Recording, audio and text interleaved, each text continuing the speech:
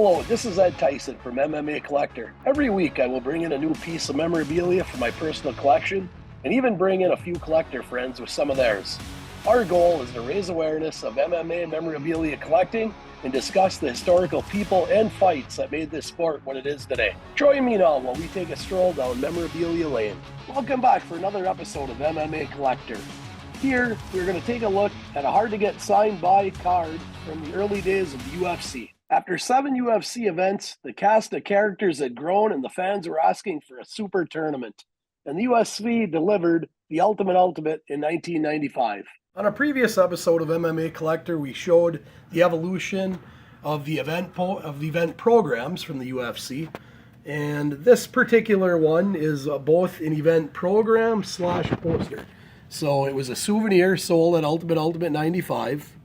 $4.95. Look at that. $4.95. Yep, back in '95. And could you imagine waiting in a hotel lobby and stopping these guys one by one to sign a poster? Back then, Tank Abbott was almost always someone you approach at your own risk.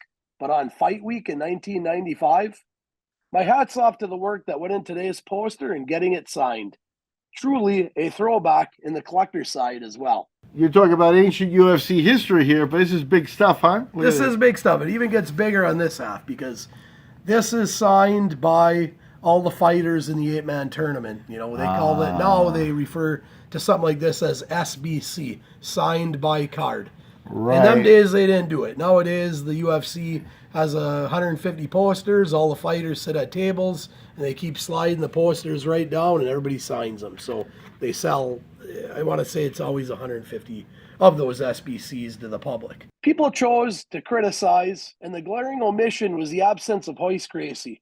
But the tournament featured 4 men who won UFC tournaments and 4 fighters who had fought and won in the UFC. Right, and that's the ones you see that say, number 19 of 150 kind of thing. That's exactly what you see. Now, these are a little more difficult to obtain. I mean, you got guys that have since passed away, like Pat Smith, where you can no longer get his autograph, but he's on this particular one.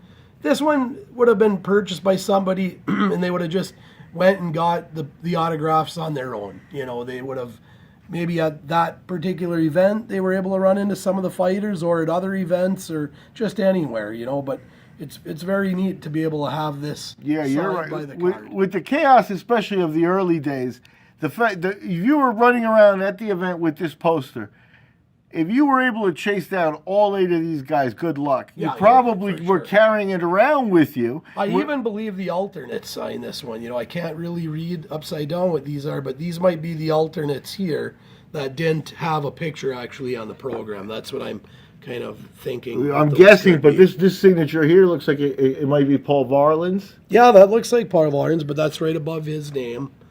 Okay. The 4 tournament winners were Jenum, Severn, Taktarov, and Huas.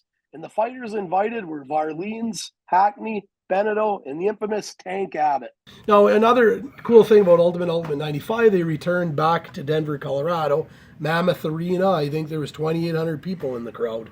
Yeah. I'm going to turn this around, though, so that you can see the poster side of this.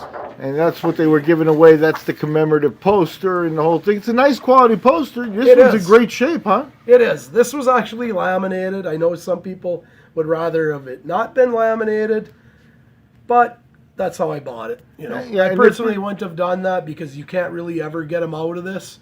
But on another note, it keeps the color vibrant like it is. It protects the autographs, and when you frame, if I were to frame this, you wouldn't really know the difference. It's not such a big deal to me. Yeah, and the other part of it is because these were folded, a lot of the ones that you do see out there nowadays still have the fold marks and still have the tendency to lean that way, and this got taken out of it so it could be displayed, either side on that. So I think the person who chased the signatures down and did the laminated, gave us a little labor of love there. What do you think, Ed? I believe it, and I love the thing. And I really like Ultimate 95.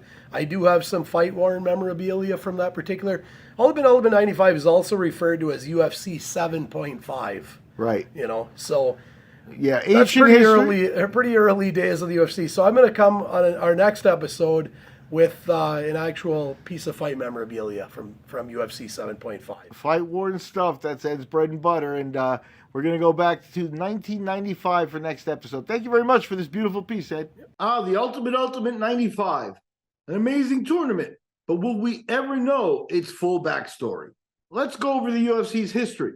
UFC 1, they got the entire world's attention. But UFC 2 was packed with so many highlight reel knockouts that it's still called the Night of Elbows. The powers that be started moving against the UFC, and they lost support, especially at the cable company. By UFC 7, the number of homes that could even get the UFC had been cut to a mere fraction, and they were forced to move a show originally scheduled for New York to Alabama. Pulling off the move to Dothan was a major show of force and commitment for Bob Meyerowitz in the early UFC. And as we've said before here, sometimes what you do for an encore after a major move is important. And Bob Meyerowitz, between court dates to save the UFC, was able to deliver the Ultimate 95. My hat's off to Bob and the early crew for fighting for the sport when no one else did. Next week, we're going to stay right here with the UFC and the Ultimate and explain another collector term. I will display something fight-worn from the Ultimate 95. If you enjoyed our video, take a moment to like and share, and subscribe to the MMA Collector on YouTube and join our collector community.